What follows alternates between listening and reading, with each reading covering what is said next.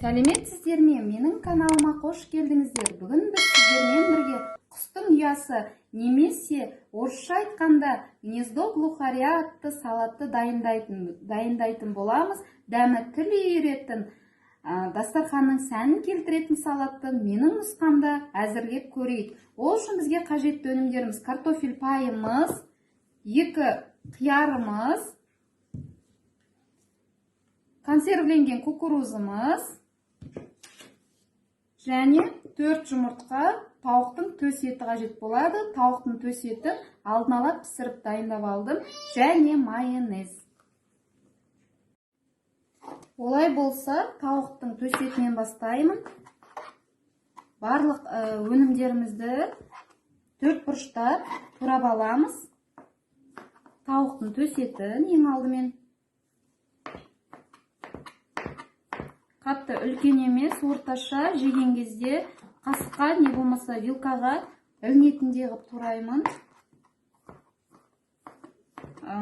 Әсіресе үйге қонақ келген кезде кейбір кісілер ұялып отырады ғой, қасықпен, вилкамен жүруге. Сол кезде бір ыңғайлы болсын деген оймен осылай турап аламыз.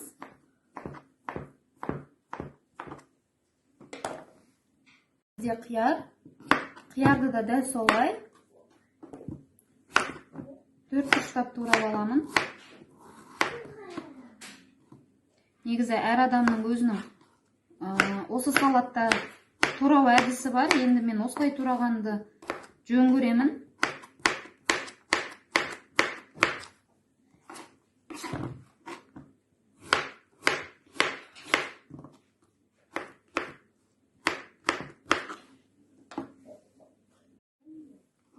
Келесі бізде жұмыртқамыз.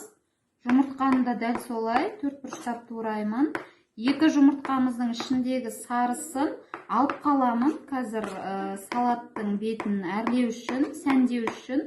Ал 2 сарысын осы салатқа қосып турап жіберетін боламын. Ал бағанағы алып қалған 2 жұмыртқамызға укроп қостым, содан кейін сырный соус қостым. Сыр қоссаңыздар болады, соус болмаса. Не болмаса, соус болмаса, майонез қоссаңыздар болады. Осылай араластырып аламын, жақсылап. Гнездо салатымызға майонез қосып, жақсылап араластырып аламыз. Картофель пайдан мен кішкене қостым, осы салаттың ішіне де жақсылап араластырып аламыз. Тұз қостым кішкене. Ал біздің гнездо салатымыз дайын. Бетін картофель паймен сәндеп, бағанағы 2 жұмыртқамыздан осындай жұмыртқалар жасады. Дәл осы рецепт бойынша сіздер де жасап көріңіздер. Өте керемет, дастарханның сәнін келтіретін салатымыз дайын.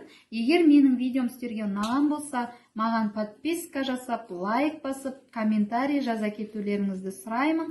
Қазақша каналдың дамуына үлестеріңізді қоса кетсеңіздер екен деймін. Келесі рецепттерде кездескенше сау болыңыздар.